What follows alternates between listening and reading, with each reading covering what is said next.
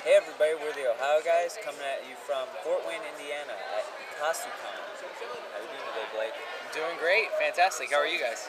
Good. Awesome. Fun time here. So this is a continuation of our first interview with Blake because it's not exactly an easy person to meet, so we're going to ask him as much as possible. So first serious question here we got for you. What was it like working on The Sacred Blacksmith? Sacred Blacksmith was a really fun show because it was the first lead that I'd ever gotten with Funimation.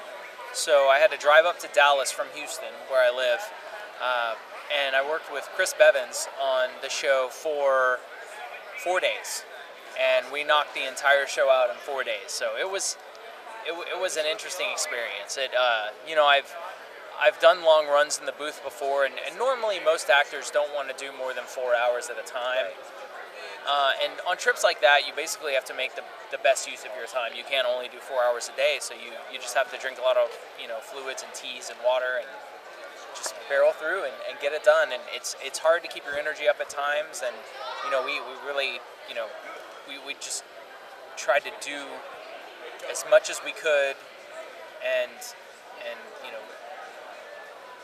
really make sure that we give the characters everything that they deserve. But yeah, it's when you're under tight deadlines like that, it can make it tough. So I wasn't really sure how the end product was going to turn out, but I was really happy with it. The fans seemed to love it. People mentioned it to me all the time. So yeah, it was a great time. Fantastic group up there at Funimation. So. Another show you worked on, a bit of an older one, Maburaho. What was it like working on that? Yeah, and Maburaho. And in the first part of this interview, I said that was the character I would most like to be. And I do have a special attachment to that, to Kazuki, because he was the first lead role I got to do. I'd done Chrono Crusade and Saint Seiya, and I believe Full Metal Panic Fumofu before that. But when I was brought in to do Maburaho, I really got to sink my teeth in and really got to figure out what voice acting was all about. There were some learning experiences involved in that, but overall, I was so happy to have the experience, and I'm so lucky that I was in that situation, and that Sandra Cosra, the director, took a chance on me. Fantastic experience. All the female leads were just completely stellar. You can't do better than Tiffany Grant, Lucy Christian, Monica Rial, Jessica Boone. Just all really, really solid. It was just a great group. I don't have words for it. It was fantastic. So. Another show you worked on, Heaven's Memo Pad. What was it like working on that show? Heaven's Memo Pad was another one of those shows where we were under a rush schedule, and we had to get it done, and there wasn't a lot. I did do my own research and figure out what the show was about, and I try not to do too much research at first. Just because I want the character, from what the director tells me and from what is already laid down, if I have a general idea of the story, that's okay, but I don't really delve in too far ahead. I like to just sort of move through organically and, let the character sort of form within the story that's provided. So, I don't like to know too much in advance. I'm not one of those people that wants to know their future, Right. You want to keep yourself surprised. Exactly. Yeah, and I think that's important if you really want to. For me, if I want to keep, the pace and the tone organic. So. Another pretty new show you worked on, Little Busters. What was it like working on that? Little Busters was actually one of those shows that I knew what happened at the end, so it was hard to erase that from my brain. For those who have seen it, it's a completely different ride than what you get when you first start watching the show. The second half is just it's unreal, and it's so very Japanese and beautiful and poetic, and it's fantastic. I'm so glad that stories like this get told. Just a really neat concept. So I was happy just to be involved in it, and I was happy to have the role that I did. It was a really, really neat opportunity, and Chris Ayers did an amazing job with it, and he was completely enthralled with it, and he's one of those directors that really gets down and gets his hands dirty and figures out these characters and is helping the actors. and it's really nice to have that support. You know, a lot of directors do that, and I'm always grateful when they do.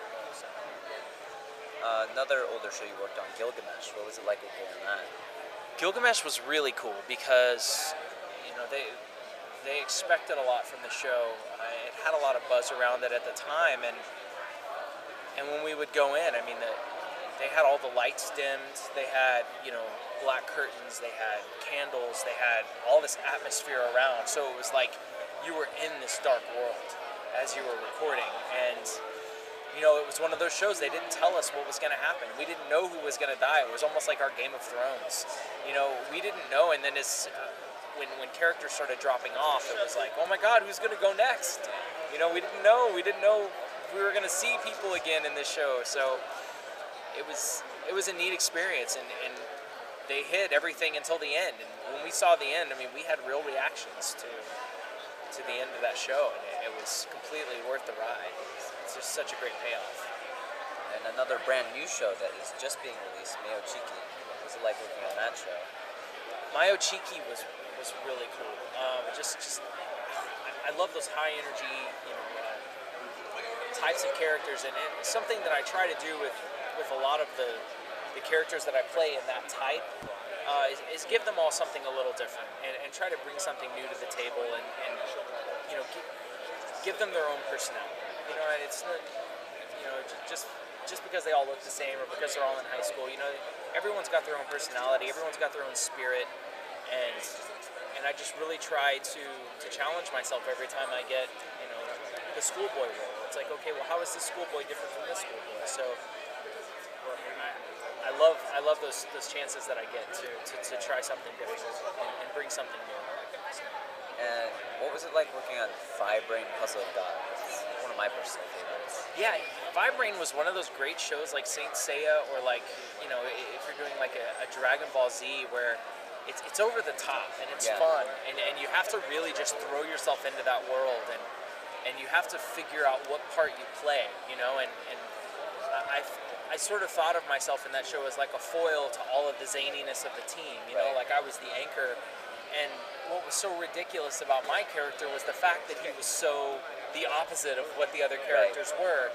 And so I really played that up, and I tried to give him sort of his own space in this zany world, and he was in himself zany because he was so different from everyone else. So it was a fun, for me it was a fun experiment, and I love those kind of shows anyway, because I feel like that they have something for each age range. Right. You know, everyone has something they can take from it, and you can watch it with your little brothers or your little sisters, or, you know, moms and dads can watch it with their kids, or, you know, a group of friends can watch it together, and it's fun and it's silly, and it's just great. I mean, it's what anime is all about. You know, the fun aspect of the adventure. It's very different from most anime shows. It's like it's a puzzle-based show. Sure. Yeah. Unlike most where it's like all fighting and action. Like, right. Oh, you can beat them up. You have to use your mind in this one. Yeah, but they also treat the mind like it's, you know, you're going Super Saiyan by thinking. You know, it's what a great idea. I mean, it's just it's really creative. I mean, I'm always impressed with how Japan is able to write these new different stories, but they still keep it in the genre, and they still respect what's come before it in a way that they give nods to it, but they do it completely different each time. I mean, yeah, it's exciting to watch. And I mean, you know, now that all of these other gender swapping things and all this stuff has come out, I mean, they find new funny ways to make it different and make it silly, or, you know, make it serious, or, you know, have a commentary on it without really having an opinion. You know, they sort of let you form your own opinion. So. And the last show we're going to ask you about is Zammed Lost Memories. What was it like working on that show? You know, Zammed was a really great show to work on, because it was one of the last shows that I did, or one of the first shows I did, let's say, as ADV had shut its doors, and we were moving. There was, you know, new studios in town, and I was really excited about it, because it was like coming back home.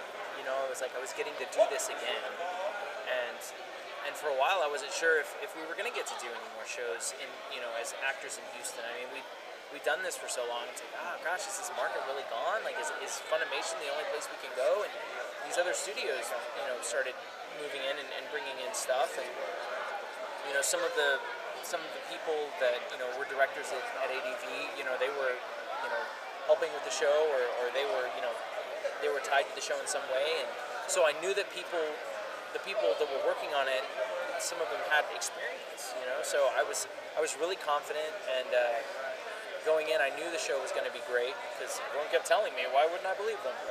And I was excited about having the lead, and I think it's just one of those great stories that has a lot of social commentary about Japanese culture, and the idea that in the story, I have this great power, but if I overuse it, I could turn to stone. And this whole concept of turning to stone, it's like, oh, what does that even mean? But in Japanese culture, they work so hard, and you have to remember that the harder you work, you can lose part of yourself, even if you're doing it for all the right reasons. And I think that's just such a great thing to remember as you move through life, especially people that work a lot, or people that spend a lot of time dedicated to not spending time with the things that are important, like family and loved ones and friends. And you have to remember to keep those things in your life, or they'll be gone, and you'll turn to stone. You won't have anything else. So I love those sort of stories that, and it's in an action setting, and it's in this other world, and it's got great pirate ships and airships and all this stuff. So yeah, it was such a fun ride. So yeah. Thanks for joining us today, Blake. It was a pleasure. Hey, thank you for having me. We're the Ohio guys. I'm Ansel. He's Blake. We'll see you next time.